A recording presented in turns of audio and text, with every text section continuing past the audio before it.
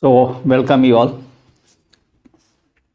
अभी डिस्कस करेंगे वो टॉपिक है a new economics for inclusive growth.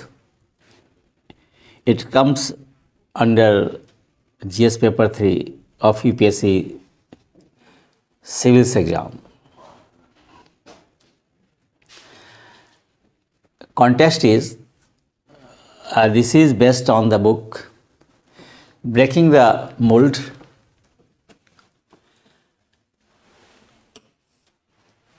Reimagining India's Economic Future, and recommends departing from manufacturing and prioritizing the expert of 5 end services, challenging conventional economic approaches.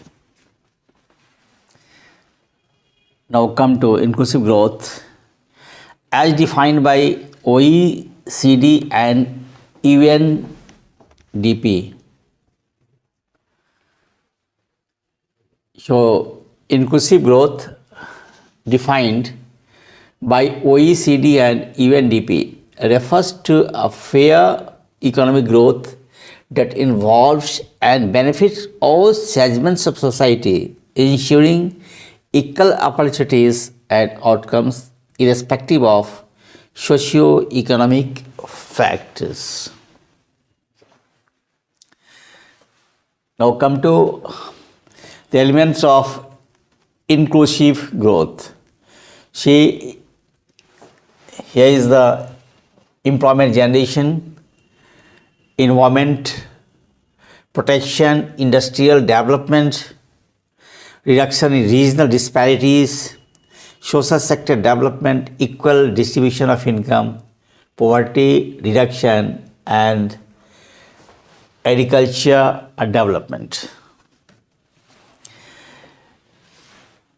India's post-reform era, featured by economic liberalization and globalization, has been significant economic growth. However, this growth has not always translated into robust employment generations. Factors that hindered India's economic growth during the post-reform era.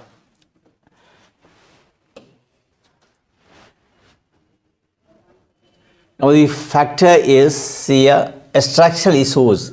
India's economy continues to be characterized by a large informal sector with limited job security and social benefits. This has hindered inclusive employment growth as a significant portion of the workforce remains vulnerable. That is, 80% workforce is employed in the informal sector.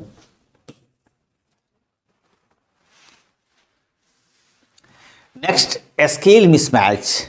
The skill gap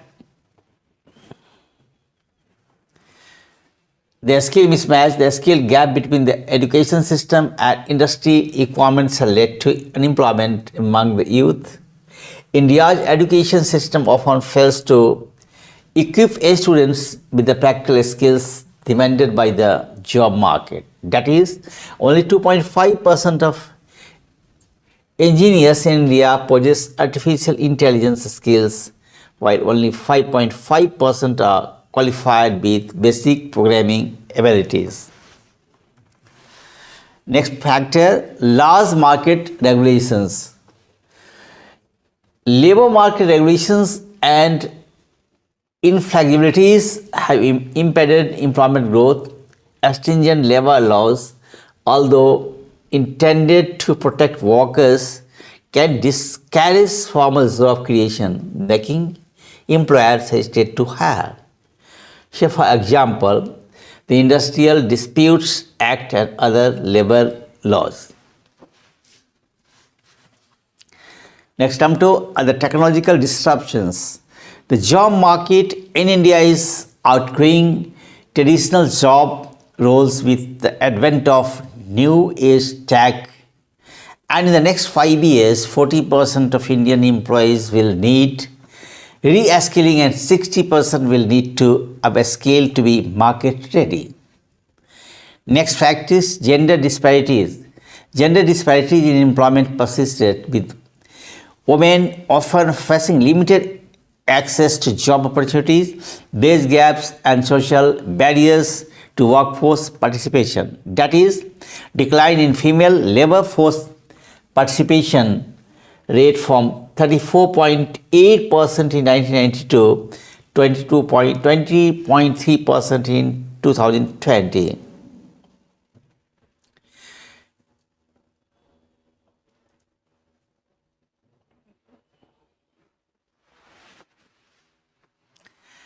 Now next, public sector employment. The expansion of public sector employment, a traditional source of stable jobs, slowed down due to fiscal constraints. Reducing opportunities for government jobs, that is, increased disinvestment and privatization of public sector units. Next point, slow industrialization. The pace of industrialization and the growth of labor-intensive manufacturing industries, crucial for absorbing a sizable workforce, lagged behind the demand. Although the service sector expanded, it mainly generated employment in specialized fields like information technology and business process outsourcing (BPO), excluding a significant portion of the workforce. Measure to be taken: rethinking of developmental models. Consider re-evaluating the traditional industry-led growth model and exploring an agri-centric model to create more employment in agriculture. Then come to the shift focus. Move away from policies solely focused on building the manufacturing sector and instead prioritize exporting high-end services. Next, come to the localized economic activity. Promote economic activity in rural areas and around farms through small, labor-intensive enterprises for processing agricultural produce.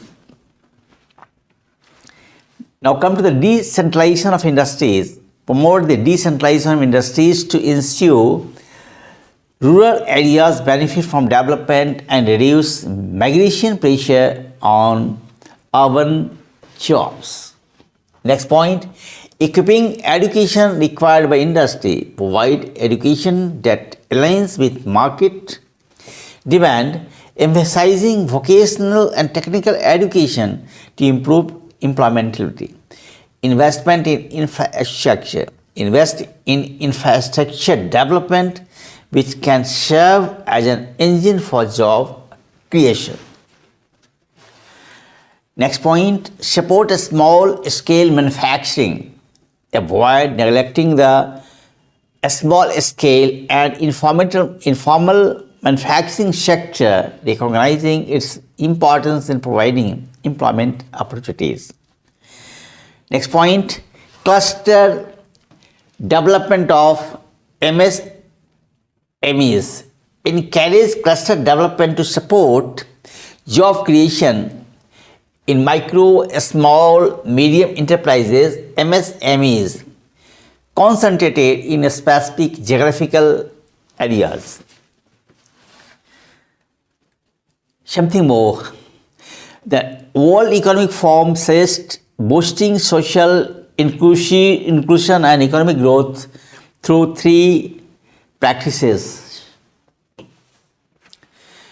Number one, increase investment in citizens' capabilities to lift productivity growth.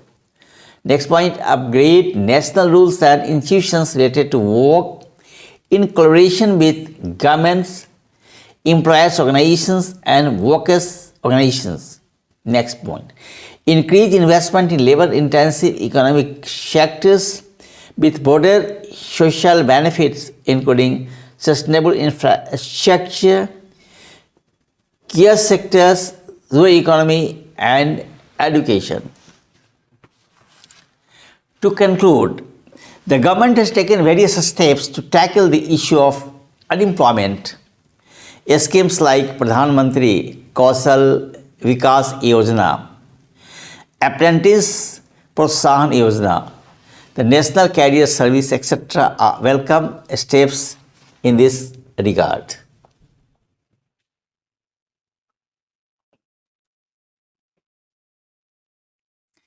That's all for this brief session. Thank you.